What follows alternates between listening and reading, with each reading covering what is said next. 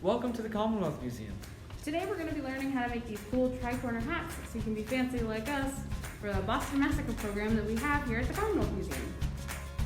To get started, you'll need some paper. Some flat paper. Sorry! You can print out a tricorner hat design like this, and make sure that you have 3 pieces. But if you don't have access to a printer, hand-drawn is fine too. You'll also need something to stick it together, like glue. You'll need some scissors to cut out the pieces.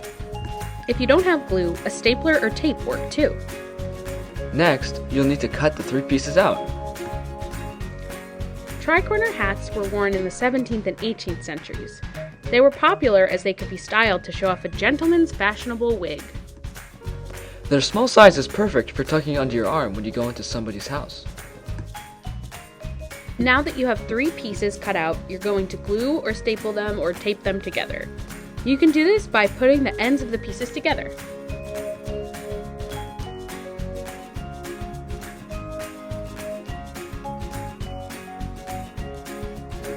If you want, you can make your hat a fun color by using colored paper.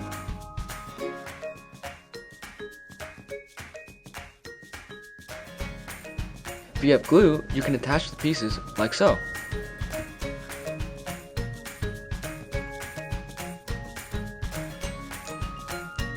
Back when people wore these hats, they were made out of beaver hair felt or wool felt and had more decoration than our paper ones.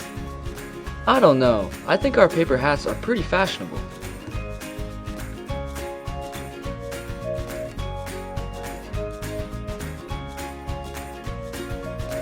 And there you have it, your very own tricorner hat. We hope you wear your homemade hat for our Boston Massacre program.